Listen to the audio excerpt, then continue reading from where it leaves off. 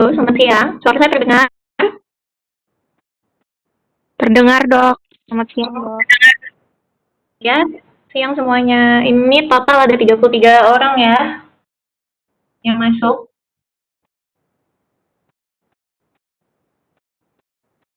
Tadi habis PJJ apa aja?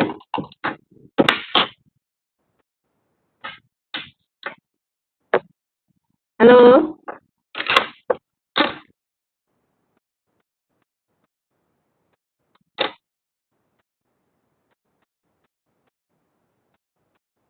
Halo, angkatan 2015 tadi saya tanya PJJ-nya tadi habis PJJ apa saja?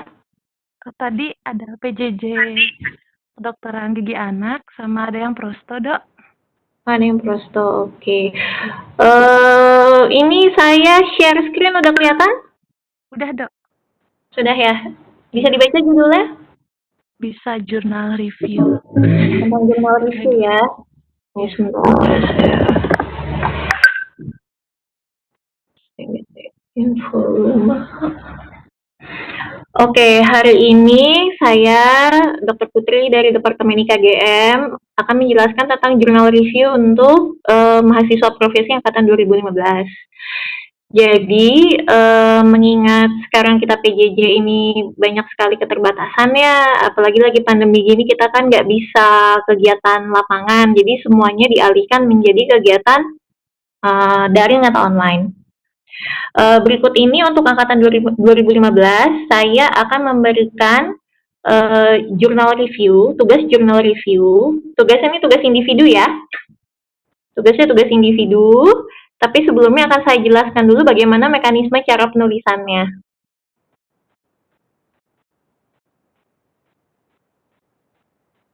Kelihatan? Jurnal review judulnya?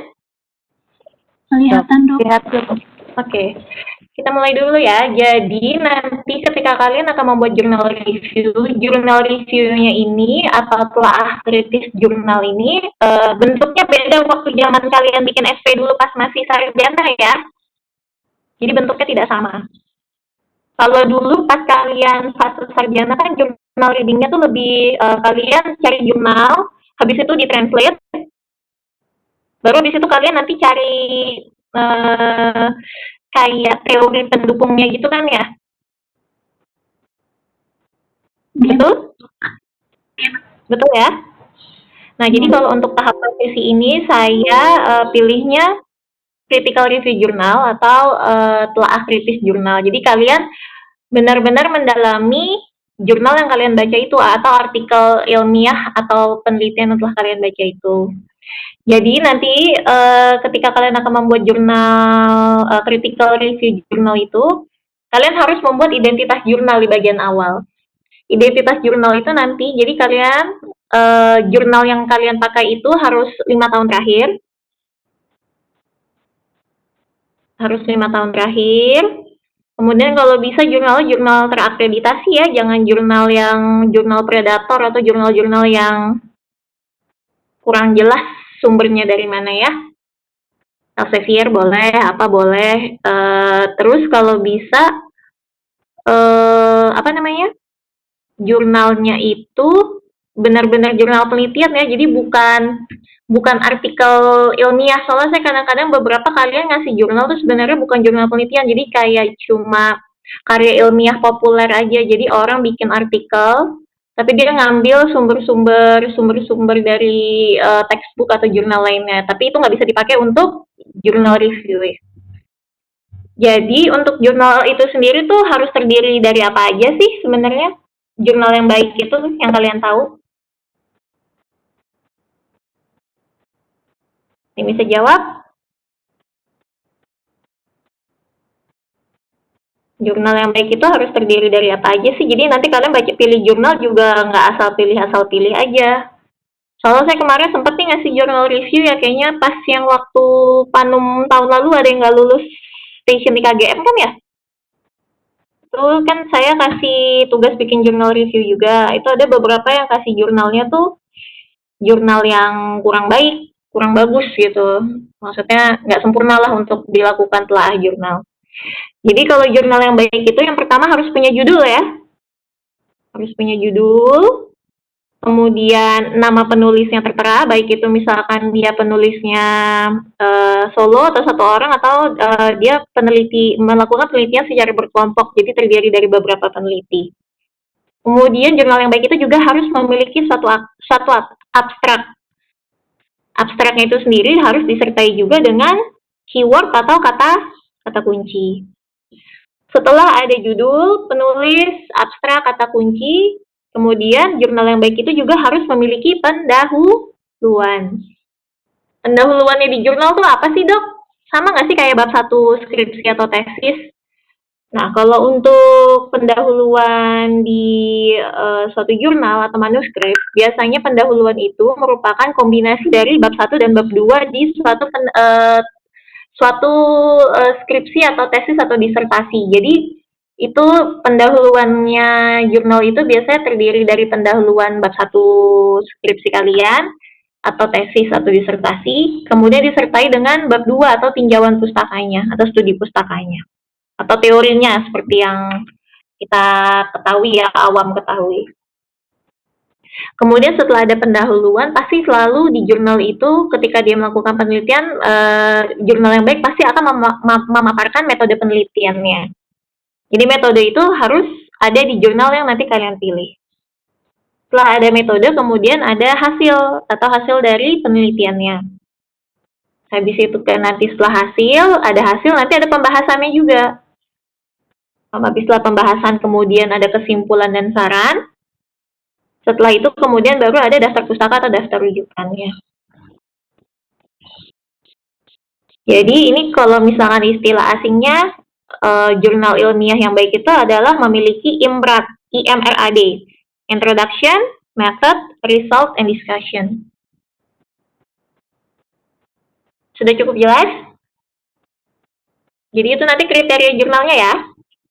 Jurnal 5 tahun terakhir, jurnal tentang public health, temanya nanti ini kalian bisa ambil tentang primary healthcare ataupun secondary healthcare. Atau bisa juga mengenai promosi kesehatan. Oke, sekarang sudah tahu nih kalian komponen-komponen jurnal yang baik itu seperti apa kan? Akhirnya kita pilih nih. Kita pilih jurnal yang kita mau, kemudian kita akan melakukan telah kritis. Yang pertama kita buat dulu identitas jurnalnya. Kalian buat nanti bagan seperti ini ya, yang seperti saya contohkan di PowerPoint. Jadi nanti ada judul artikel. Artikelnya kalau dalam bahasa Inggris kalian translate dulu ke bahasa Indonesia. Kemudian nanti cantumkan juga bahasa Inggrisnya. Kalau ada yang nanya, Dok, boleh nggak kalau saya ambil jurnal selain bahasa Inggris? Kalau kalian bisa bahasa Mandarin gitu, oh nggak masalah, silahkan. Karena yang penting kalian bisa translate aja jurnalnya. Cuma saran saya sih jurnalnya kalian ambil jurnal bahasa Inggris saja ya. Saya tidak menyarankan ambil jurnal bahasa Indonesia karena saya pengen di sini kalian untuk belajar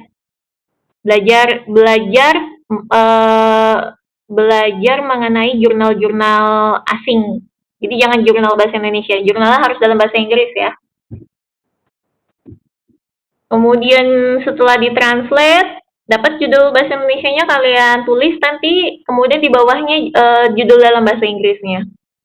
Kemudian untuk jurnalnya ini, nanti tulis nama jurnalnya. Misalkan kalian ambil jurnalnya dari misalkan jurnalnya namanya Dental Public Health itu kalian tulis nanti nama jurnalnya. Kemudian tahun penerbitan jurnalnya juga harus ditulis. Kemudian untuk penelitinya, nanti kalian tulis juga nama penelitinya. Kalau misalkan penelitinya hanya satu orang, tulis saja satu saja. Tapi kalau misalkan penelitinya berkelompok, ditulis semua nama penelitinya. Kemudian untuk emailnya ini adalah alamat korespondensi dari si peneliti tersebut. Jadi bukan alamat email kalian ya. Kemudian untuk reviewernya menggunakan nama kalian, nama lengkap, kemudian ditulis juga tanggal review di bawahnya. Sudah cukup jelas? Sudah, Dok. Sudah, Dok.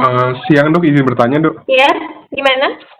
Kalau untuk yang tadi primary healthcare sama secondary healthcare, berarti kita lebih cari jurnalnya yang ke ini ya, Dok, sistem kesehatan gitu, Dok? Ya, sistem kesehatan. Jadi kalau primary healthcare bisa lebih ke manajemen sih kalau bisa.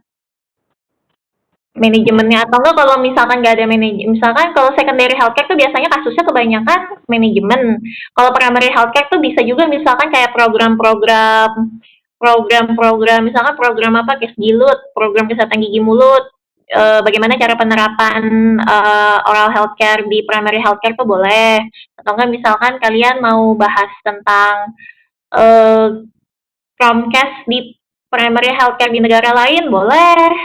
Atau enggak kalau misalkan kalian mau ambil topiknya tentang Promkes, kalian boleh ambil Promkes, tapi Promkesnya menyangkut kes gilut juga ya. Baik dok, terima kasih dok. Kalau secondary healthcare manajemen nggak apa-apa. Manajemen rumah sakit.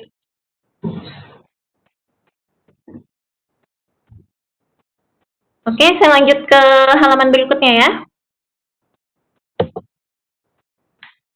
Nah, sekarang untuk latar belakang atau pendahuluan ini, jadi kan setiap jurnal seperti yang saya bilang sebelumnya tadi, ada pendahuluannya itu kan. Nah, pendahuluannya itu biasanya merupakan bab 1 atau bab 2 dari suatu penelitian yang dikompil menjadi satu. Nah, di latar belakang ini nanti kalian ketika membaca jurnal itu kalian mengambil intisari dari latar belakangnya. Jadi yang pertama, apa sih yang mendasari kenapa penelitian ini dilakukan? Kemudian biasanya kalau di dalam jurnal itu di bagian pendahuluan akan diungkapkan mengenai penelitian terdahulu atau penelitian sebelumnya. Kemudian dicari juga mengenai tujuan umum atau tujuan khusus dari penelitian tersebut. Oke. Nanti setelah kalian cantumkan, itu kan nanti kan yang kalian cantumkan di latar belakang ini, apa yang tertera di jurnal. Tugas kalian adalah berikutnya membuat kritiknya. Apa sih kelebihannya dan apa kekurangannya?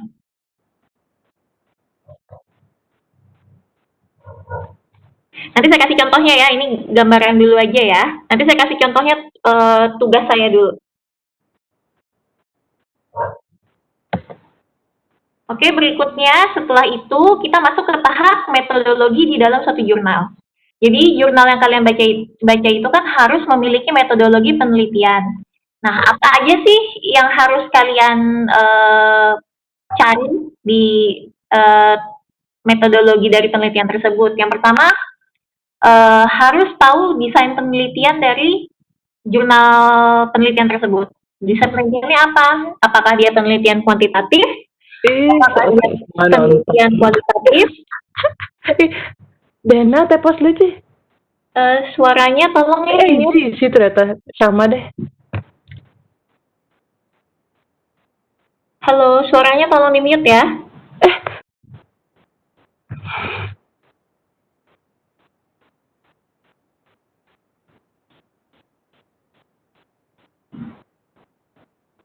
Lanjut lagi? Atau mau stop? Lanjut lagi ya? Ya, boleh dilanjut dok. Oke, metodologi ini harus ada desain penelitian. Desain penelitian itu misalkan apa penelitiannya, kuantitatif kah, kualitatif kah, apakah dia pakai cross sectional, apakah dia pakai randomized control trial atau apa, itu harus disebutkan desain penelitiannya. Kemudian variabelnya juga harus dijelaskan juga, ada berapa variabel sih di dalam penelitian tersebut. Kemudian sampelnya juga dijelaskan. Pengumpulan datanya apa? Apakah menggunakan kuesioner atau menggunakan wawancara mendalam atau in-depth interview atau menggunakan focus group discussion, itu juga dimasukkan di metode pengumpulan data. Kemudian untuk responden ini nanti lebih ke jumlah responden atau jumlah sampel yang dipakai di dalam jurnal penelitian tersebut. Kemudian untuk analisis datanya ini juga biasanya kalau di jurnal tuh dijelaskan analisis datanya pakai apa. Apakah dia pakai t-test, pakai chi-square, atau misalkan pakai cross-step, itu nanti dijelaskan di analisis datanya. Jadi metodologi ini juga sama, kalian ngambil dari jurnal yang kalian baca. Tugas kalian adalah membuat kritik mengenai latar belakangnya tersebut, baik dari kelebihannya maupun kekurangannya.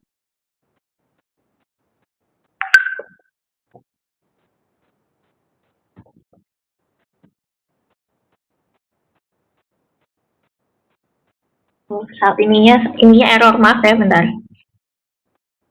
Oke.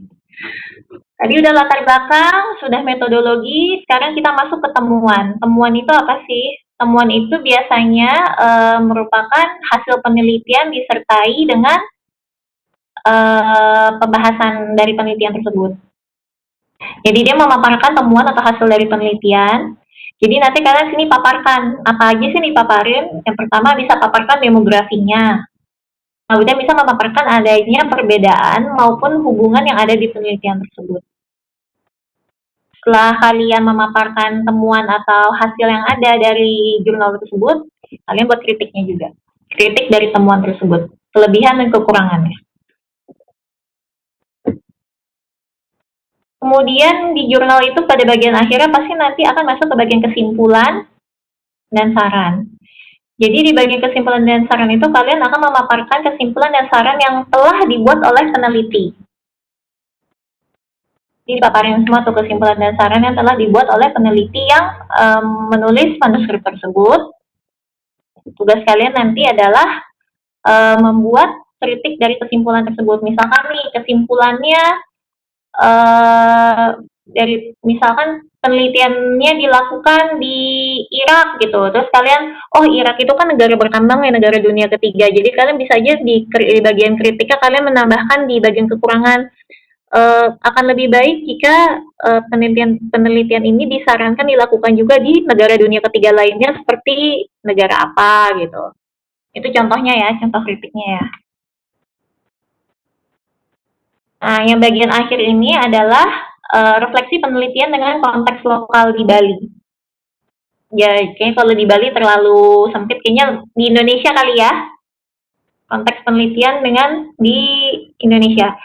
Jadi konteks penelitian, refleksi penelitian dengan konteks lokal di Indonesia tuh misalkan, penelitian kalian itu kan misalkan lokasinya ngambil di Jepang, atau misalkan ambil di Korea, atau misalkan negara maju lainnya, pokoknya negara developed countries gitu ya. Terus kalian mau refleksiin penelitiannya tersebut dengan konteks di Indonesia. Cocok nggak sih gitu? Misalkan di Indonesia kan awareness orang mengenai kesehatan gigi dan mulut atau mengenai kesehatan kan masih kurang baik. Apakah ada perbedaan atau apakah ada ketimpangan atau mungkin menurut kalian, oh udah sama aja kok dengan di Indonesia situasinya. Itu nanti kalian buat di refleksi penelitian dengan konteks lokal di Indonesia. Indonesia aja, jangan di Bali ya. Oke, ini sekian dari saya ininya untuk konsep penulisan jurnal review-nya atau critical journal review-nya. Ini sekarang saya kasih contohnya ya.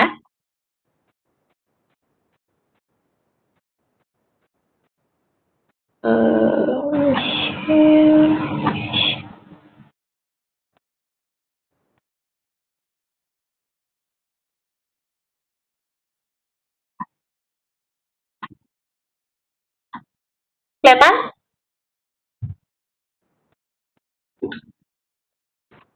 Terlihat dok. Lihat ya. Oke, ini saya kasih contoh jurnal yang baik. Jadi jurnalnya ini namanya ISRN Dentistry Internationally Scholarly Research Network. Dia terbitan tahun 2012.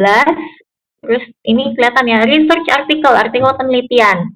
Judulnya Integrating Oral Healthcare into Primary Healthcare System. Ini judulnya cocok ya sama IKGM ya. Di sini kita lihat nih ada penelitinya. Penelitinya ada Abul Ghazem, Tayyibeh, Ebadullah, sama Shahin Safi. Ini ada 4 orang, nanti di identitas jurnal ini ditulis 4-4-nya. Ini penelitiannya dilakukan di Iran. Kemudian ini ada alamat korespondensi emailnya juga, temalekmuhammadi@yahoo.com. Itu nanti ditulis identitas jurnal juga. Kemudian tadi saya bilang jurnal yang baik pasti ada abstraknya. Jurnalnya ada abstraknya. Tapi ini kekurangannya dia nggak ada keywordnya ya, nggak ada kata kuncinya ya.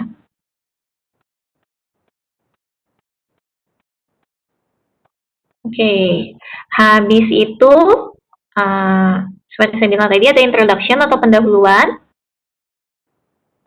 Jadi di pendahuluan ini nanti kalian tulisin fakta-fakta atau data apa aja sih yang ada di dalam pendahuluan tersebut. Tapi yang penting-penting aja ya, kalau yang nggak penting mah nggak usah dimasukin. Kemudian habis itu masuk ke metode penelitian. Untuk di sini metode dan material.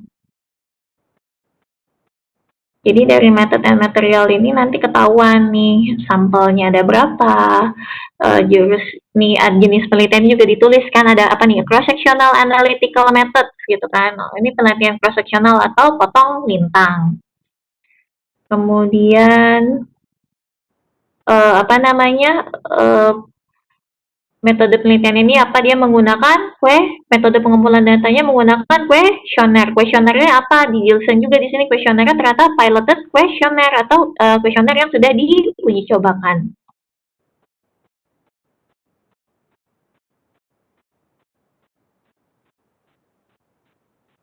Jadi ceritanya jurnalnya ini tuh menjelaskan tentang efektivitas kader kesehatan gigi mulut di puskesmas di daerah Irak, di negara Irak.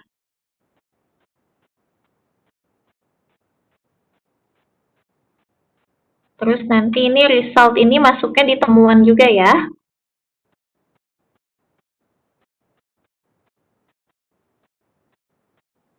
Kemudian setelah ada temuan, nanti ke discussion. Discussion ini masuk di temuan juga, nanti pembahasan juga.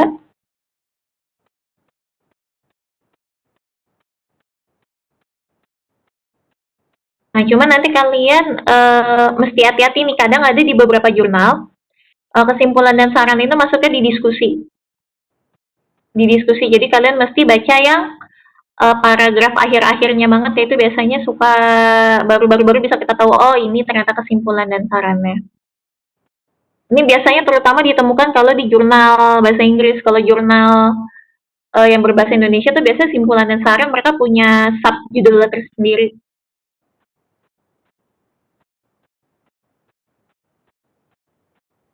Oke, ini ada daftar pustakanya. Sekarang kita lihat nanti kalian nulisnya seperti ini ya. Contohnya ya. Jadi nanti bikin judul seperti ini, bikin halaman judul seperti ini. Ini tugas saya dulu waktu pas lagi S2. Ini tugasnya, diberi judulnya nanti di sini kalian tulisnya Departemen IKGMP, Departemen Ilmu Kesehatan Gigi Mulut dan Preventif. Terus habis itu di sini tulisnya ulasan jurnal. Kemudian judul yang dipakai di sini judul setelah diterjemahkan ke bahasa Indonesia ya. Kemudian jangan lupa nama dan NIM kalian. Habis itu nanti di sini ditulisnya PSSKPDG ya, Universitas Udayana. Kemudian ini tadi saya bilang nih identitas jurnalnya.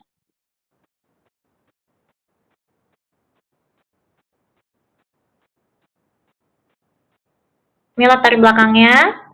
Ini ada latar belakang, ada kajian. Nah, ini di sini kalian sampaikan apa yang kalian temukan di dalam jurnal. Kelihatan kan? Halo, kelihatan ya?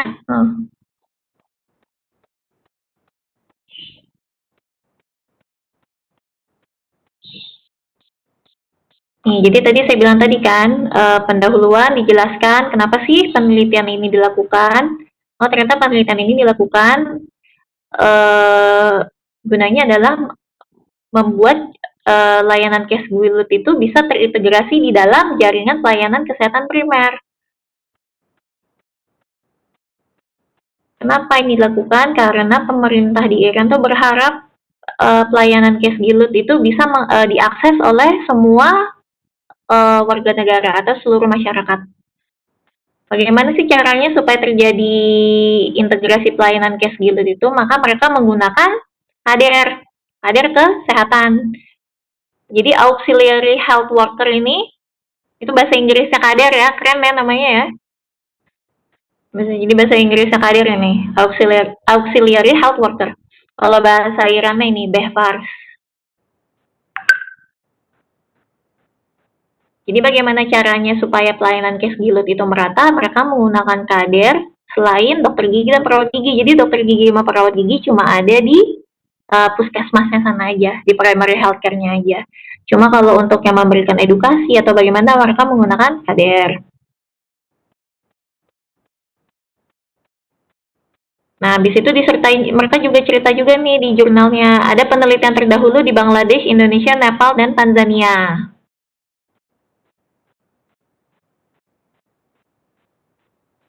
Sedangkan di Iran sendiri penelitiannya banyak membahas juga mengenai kader, tetapi lebih mengenai tentang tingkat pengetahuan.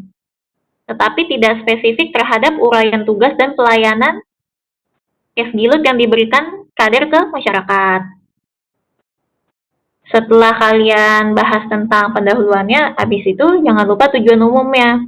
Tujuan umum penelitiannya apa sih? Untuk menentukan tingkat pengetahuan dan praktik 3 kelompok SDM kesehatan pelayanan kesehatan primer di Kerman ini wilayah daerah di Iran ya. Mengenai tugas pekerjaan mereka terhadap case gilut. Habis itu ini tujuan khusus penelitiannya. Tujuan khusus penelitiannya itu menambah pengetahuan dan konsep case gilut, meningkatkan kualitas pelayanan dan pendidikan mengenai case gilut, memberikan gambaran situasi mengenai integrasi pelayanan kesehatan primer dengan case gilut di salah satu provinsi terbesar di Iran. Setelah kalian jabarkan apa yang ada di jurnal, baru nih kalian kasih ini permasalahannya. Ini permasalahan di jurnalnya atau rumusan masalahnya ya. Jadi apa sih permasalahan yang ditemui di jurnal itu? Adanya fenomena peningkatan angka penyakit gigi mulut di Iran. Kemudian adanya penggunaan SDM kesehatan selain dokter gigi dan perawat gigi dalam kurung kader untuk melakukan pelayanan case gilut di paskes tingkat 1. Kemudian ini harus kalian cari research gap atau knowledge gap ya. Adanya kesenjangan penelitian, di mana sebelumnya banyak literatur dengan tempat penelitian berlokasi di tempat yang sama mengindikasikan tentang pengetahuan, cuma mengukur tingkat pengetahuan, tapi belum ada studi secara eksplisit yang membahas tentang deskripsi pekerjaan dan pelayanannya. Kemudian belum adanya juga penelitian di Iran yang menilai pengetahuan dan pelayanan yang dilakukan oleh kader mengenai kewajiban mereka terhadap kesehatan gigi mulut masyarakat. Nah, habis itu masuk nih ke kritik.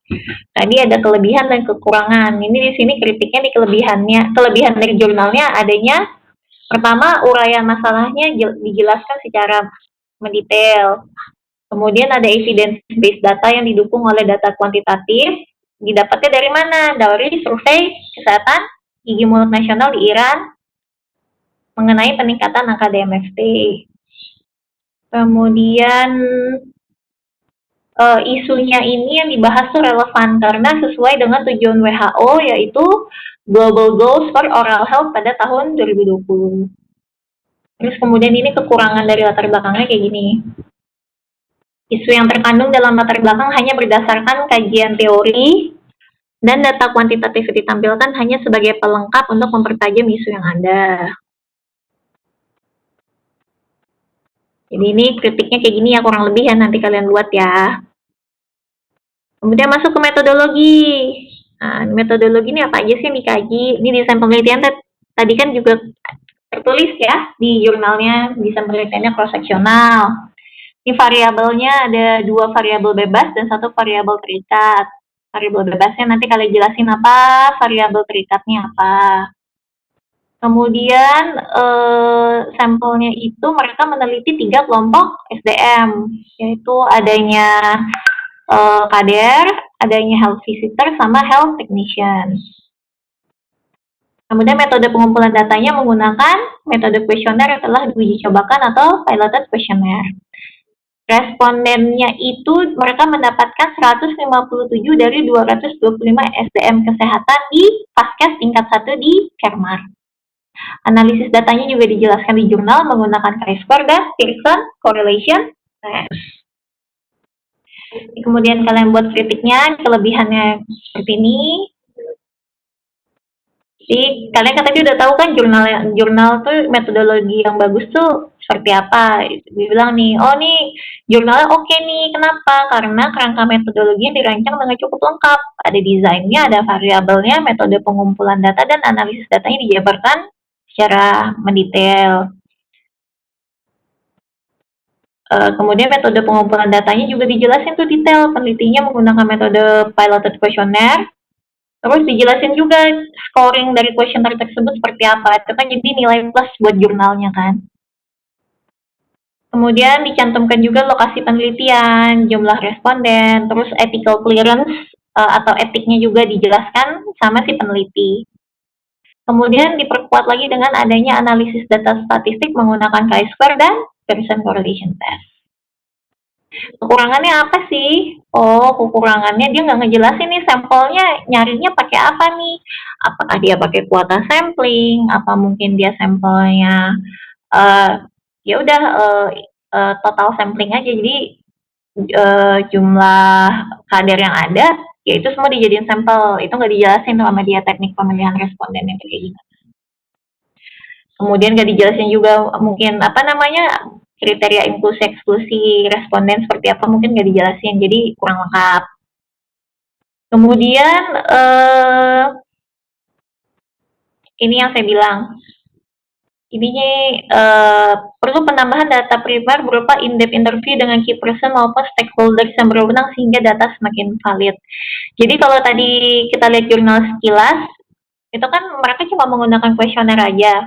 Kuesioner dan sampel itu respondennya si kader-kader yang melakukan layanan cash gilut ke masyarakat. Tapi itu kan kita cuma lihat dari satu sisi aja, dari point of view si kadernya aja. Tapi kita nggak tahu nih dari pemangku keputusan atau stakeholder atau key person dari yang memfasilitasi munculnya kader tersebut itu seperti apa sih gitu? Kenapa sih sampai perlu dibuat kegiatan seperti ini apa? Jadi itu bisa divalidasi kalau misalkan ada tambahan in-depth interview-nya. Itu makanya tadi itu saya bilang itu masuknya di kekurangan. Kemudian di temuan itu dari kajian itu, nah ini kalian jabarin nanti apa yang kalian temuin di jurnal kalian. Kalau di jurnal saya menemukan bahwa tingkat pengetahuannya yang kader, yang berfast itu atau yang auxiliary health worker itu lebih bagus daripada health technician maupun health visitor. Jadi ada perbedaan signifikan, jadi kelihatan banget itu nanti kalian jabarin semuanya, P-nya berapa, power-nya berapa, X kuadratnya berapa, itu kalian jabarkan. Terus ini demografinya juga dijelasin, mayoritas partisipan adalah wanita, berjumlah berapa 70,7%. Akan tetapi wanita sama pria nggak ada perbedaan signifikan nih tingkat pengetahuannya. Jadi jenis kelamin ternyata tidak mempengaruhi adanya perbedaan tingkat pengetahuan.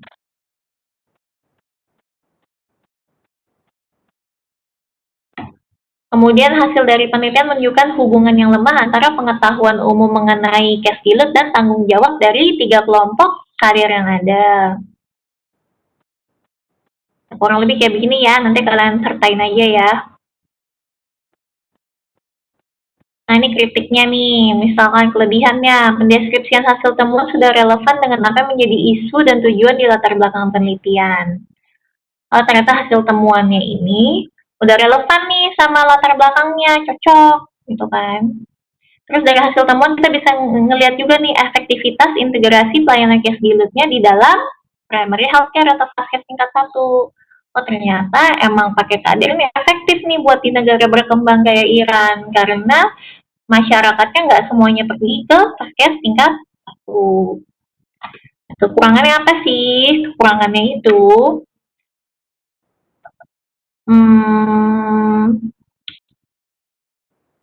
kan seperti yang saya bilang juga ya, jadi kan datanya itu kan cuma ngambil dari jurnal ini kan mereka cuma ngambil point of view dari si kadernya.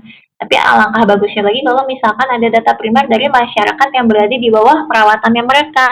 Jadi masyarakat yang ditangani mereka tuh harusnya juga ikut sertakan juga, jadinya penelitian ini akan semakin lebih bagus lagi. Nah, untuk kesimpulan dan refleksinya, untuk kajiannya, nah itu nanti kan di bagian simpulan dikasih tahu ya, oh jadi kesimpulannya apa sih dari penelitian ini. Jadi akhirnya evaluasi pengintegrasian layanan Casgilut dalam Faskes tingkat 1 ini dibilangnya kurang efisien. Jadi ini cocok dengan penelitian terdahulu yang disebutin di pendahuluan. Tapi mengingat Casgilut bukan prioritas kesehatan utama di berbagai negara, maka perlunya penekanan pada tahapan preventif dan promotif untuk meningkatkan Casgilut. Perlu memanfaatkan jejaring pelayanan Faskes tingkat 1 yang ada untuk mewujudkan WHO Global Goals for Oral Health 2020. Kemudian dikasih tahu juga nih, penelitian ini menjadi yang pertama di Iran meneliti tentang tingkat pengetahuan dan praktik 3 kelompok SDM kesehatan mengenai tugas pekerjaan mereka. Jadi ini, karena ini penelitian yang pertama di Iran meneliti tentang tingkat pengetahuan, nih nanti kalian kalau misalkan baca jurnal terus kalian di jurnal ditulis, oh ini penelitian pertama nih, berarti ini apa maksudnya? Novelty. Jadi ini penelitian pertama yang dilakukan di area tersebut. Terus hasil dari penelitian juga menjadi langkah besar dalam rencana integrasi, jadi memaksa pembuat kebijakan untuk mengubah rencana. Adanya keterbatasan dalam melakukan penelitian karena responden kurang kooperatif dan sulit mencari akses komunikasi itu, nanti biasanya peneliti di jurnal ngejelasin juga apa sih yang menghambat mereka ketika melakukan penelitian tersebut. Kemudian ini saran dari penelitinya, melatih para perawat gigi sebagai tenaga independen, memilih kader sesuai dengan need assessment masing-masing daerah, merancang diklat Casgilut yang sesuai untuk SDM kesehatan di Faskes tingkat 1, melakukan monitor kinerja, menyediakan sarana-prasarana, meningkatkan pengetahuan, dan membuat buku panduan Casgilut berdasarkan scientific evidence yang ditemukan dalam penelitian ini. Ini kritiknya ya, kelebihannya adanya research gap yang diperlihatkan. Jadi knowledge gap-nya ditunjukin ya di jurnal ini ya. Jadi dari penelitian terdahulu sama penelitian yang sekarang dilakukan, jadi memang ada perbedaannya. Terus nih kesimpulan penelitian menggambarkan secara keseluruhan temuan pada penelitian. Kesimpulan juga memberikan solusi yang positif terhadap pengembangan integrasi Casgilut dalam Faskes tingkat 1, kemudian memberikan masukan kepada stakeholder terhadap pengintegrasian program. Kurangannya, perlu penjelasan mengenai pentingnya Casgilut dan hubungannya dengan kesehatan secara umum, serta saran untuk penelitian lanjutan perlu dilakukan di responden yang berasal dari negara berkembang lainnya. Habis itu kemudian udah kalian tulis nih apa aja yang kalian dapat di jurnal, terus kalian kasih kritik kelebihan dan kekurangannya. Habis itu kalian lakukan refleksi penelitian dengan konteks lokal di Indonesia.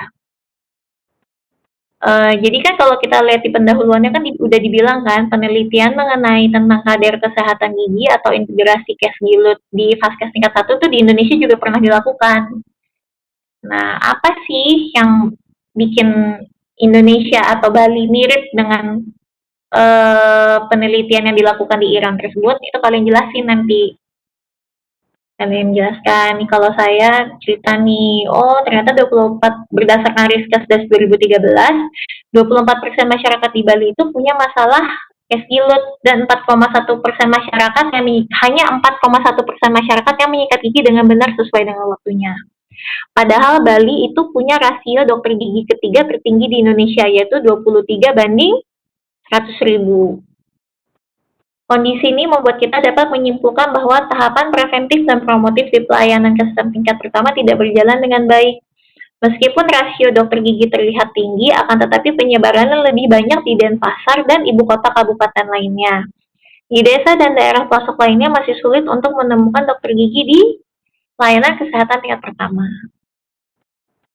Penggunaan SDM kesehatan tambahan. Nah, jadi kalian masukin nih yang dari jurnal. Kan tadi jurnalnya ngebahas tentang kader kesehatan gigi kan.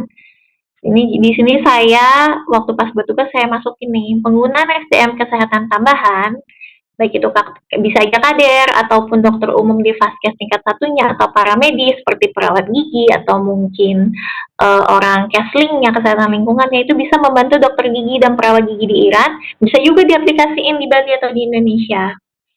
Karena di Bali atau Indonesia tidak semua penyedia layanan kesehatan tingkat pertama punya dokter gigi, khususnya puskesmas di desa ya. Dengan adanya SDM kesehatan tambahan, maka diharapkan mereka dapat menjadi ujung tombak di masyarakat untuk meningkatkan derajat kesehatan gigi mulut yang maksimal. Habis itu baru deh kita masukin referensinya atau daftar pustakanya. Oke, sudah cukup jelas? Halo? Tidur? Maaf, Dok. Maaf? Untuk contoh jurnal review yang dokter tampilkan tadi, apakah kami bisa minta nih soft copy-nya? Saya kasih yang bentuk ininya aja, PowerPoint-nya aja ya. Kalau yang ininya nggak saya kasih ya. Baik, Dok. Maaf dok, saya mau bertanya. Ya, silakan sebutin nama. Saya Sawitri, hendak bertanya dok, untuk Ya. jurnal review-nya ini, apakah kita perlu melakukan bimbingan dok? Terus untuk presentasinya, jadwalnya, bagaimana dan deadline-nya dok? Nah jadi gini ya, kan karena kalian sekarang semester berapa ya? Saya lupa. Semester 2 ya profesinya? Iya dok, semester 2 dok, betul dok. Semester 2 kan ya. Jadi itu sebenarnya kalian nanti pas semester 3 kan harus ada kegiatan ke puskesmas kan? Tapi Dokter Ayu sebagai Kordik Profesi menyampaikan ke saya bagaimana kalau angkatan 2015 sambil mengisi waktu PJJ ini jurnal readingnya dimajuin aja. Jadi biasanya jurnal reading ini saya berikan bersamaan ketika kalian melakukan kegiatan di puskesmas. Tapi karena sekarang lagi pandemi, jadinya Dokter Ayu majuin jadwal jurnal readingnya di semester 2 ini untuk angkatan 2015. Jadi deadline-nya bisa dibilang bisa sampai akhir semester sih ya. Jadi nanti bimbingannya ini saya masih ngobrol sama Dokter Ayu apakah bimbingannya semua ke saya atau mungkin nanti diberikan pembimbing masing-masing. Nanti saya infokan lagi lebih lanjut. Tapi kalian yang paling penting cari jurnal dulu aja ya. Cari jurnal dulu. Nanti jurnalnya saya yang ACC. Nanti untuk bimbingannya nanti saya infokan lagi lebih lanjut. Baik dokter. Tapi kalau nggak salah sekarang kita semester 3 deh dok. Ya, semester 3 atau semester 2 ya? Semester 3 ya? Sekarang bayar UKT ganjil dok. Jadi saya mikirnya. Oh iya. Oh iya benar ya.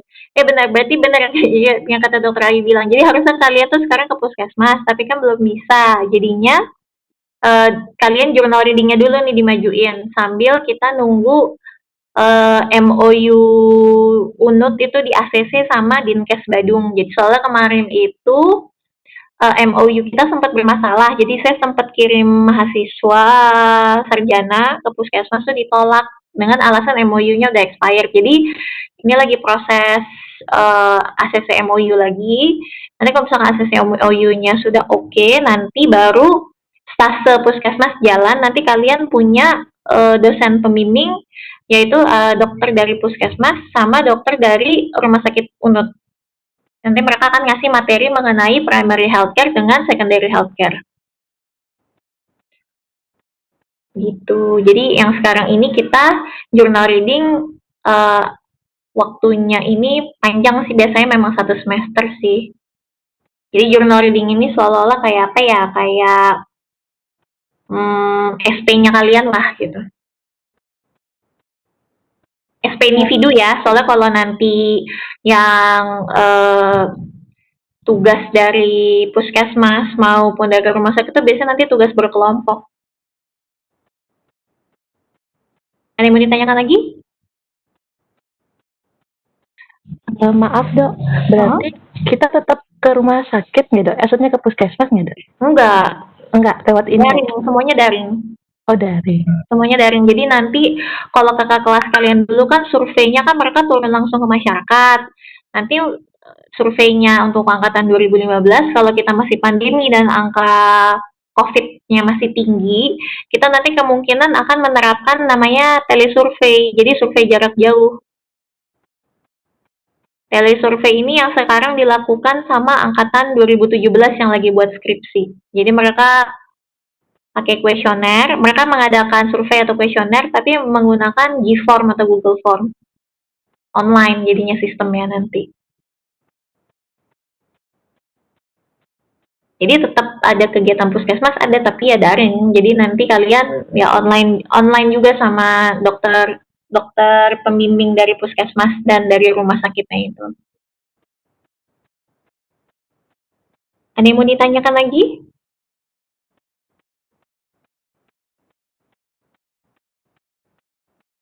Saya mau konfirmasi ulang dok, izin konfirmasi dok. Berarti Ya. untuk saat ini yang kami lakukan itu kan cari jurnal sama ACC ke dokter berarti ini dok? Ya, ACC ke saya. Nanti besok saya kabarin ya apakah ada pembimbing untuk jurnal readingnya atau enggak, karena jujur aja ini kan jadi dosen-dosen lain juga kayak overwhelmed dengan PJJ ini kan ya, kan soalnya lumayan menyita waktu juga kan, terus dan mereka juga lagi udah banyak pusing mikir preklinik, ini skripsi, kayak saya rada nggak enak juga kalau misalnya tiba-tiba saya suruh mereka jadi pembimbing buat buat profesi IKGM juga. Jadi nanti kalau misalkan memang teman-teman dosen yang lain agak keberatan jadi pembimbing, nanti berarti ACC-nya nanti ke saya semua, mau nggak mau. Gitu ya Samuel ya. Oke baik dok, berarti sekarang kami cari jurnal dulu aja untuk ACC-nya, nanti tunggu konfirmasi dari dokter nih. Ya, besok deh saya kabarin, nanti saya konfirmasi sama dokter Ayu dulu ya. Oke baik dok, terima kasih dok. Tapi saya infoin ke korti kalian Novita kan ya? Iya betul dok. Iya. Nanti saya konfirmasi ke Novita. Kalian cari jurnal dulu aja hari ini. Jurnalnya bahasa Inggris ya, jangan lupa ya. Terus nanti saya lupa nih, jadi nanti kalian ada presentasinya juga ya, yang jurnal review ini. Nanti individu aja, ya. Maksudnya nggak rame-rame gini, jadi seolah-olah kayak kalian lagi DOPS atau mini CX aja ya. Karena kalau DOPS atau mini CX per individu kan ya, kalau lagi presentasi apa rame-rame juga? Pernah DOPS atau mini CX tuh angkatan 2015. Kenapa gimana? Bisa diulang? Angkatan 2015 kebetulan belum pernah DOPS atau mini CX dok. Oh iya. Online maupun offline. Soalnya tahu saya kalau dari cerita teman-teman yang lain di departemen lain, mereka DOPS atau mini CX itu sistem presentasinya per individu soalnya. Soalnya kan ini kan nanti masuknya nilai individu juga ya. Iya. Kalau diskusi kadang-kadang ada yang sendiri, kayak kalau kedokteran anak itu diskusinya sendiri biasanya dok. Kalau kayak konservasi atau prosto biasanya gimana? Beda-beda tergantung dosbing dong. Kalau udah sama dokter Eka konservasi kemarin itu diskusinya berkelompok dok. Oh berkelompok. Kalau dokter Eka, dokter Fiana? Mungkin saya belum dapat kelompok juga dok. Yang kelompok. Kemarin diskusi sama dokter Fiana berkelompok dok. Oh berkelompok juga ya. Oh oke. Cuma berarti yang individu tuh cuma IKGA ya berarti ya? Iya dok, untuk diskusinya yang individu IKGS sejauh ini dok. Masih IKGS ini, oke. Baik deh, kalau gitu nanti saya informasi lagi ke Novita untuk mekanismenya seperti apa. Tapi kayaknya sih menurut feeling saya nih, kayaknya kebanyakan yang lain pasti nggak mau nih jadi pembimbing IKGM. Jadi nanti kalian mau konsul apa nanti WA saya aja ya. Atau kan nanti saya bikin berkelompok aja deh, jadi misalkan bimbingannya bimbingan berkelompok aja juga nggak apa-apa ya, soalnya saya cuma sendirian. Kalau misalkan departemen lain kan masih ada minimal 2 dosen, saya kan cuma sendirian, jadi nanti mungkin kalau mau bimbingan nanti bimbingan berkelompok aja, nanti dibagi aja. Kalian berapa? 42 ya? Ya dok. 42 ya? Nanti kalian atur aja bimbingannya mau satu kelompok sekitar 5 atau 6 orang, atau mau berkelompok mungkin 3 orang sampai 4 orang. Nanti kalian atur aja ya. Oke, baik. Nanti kopinya atur. Nanti kopinya tinggal setor nama kelompok aja ke saya. Oke, udah ya, udah cukup ya. Udah hampir sejam. Kita tutup aja hari ini tentang materi critical journal review-nya. Saya tunggu ya jurnalnya ya. Terima kasih semuanya. Iya, terima kasih, Dok. Terima kasih. Terima kasih, Dok.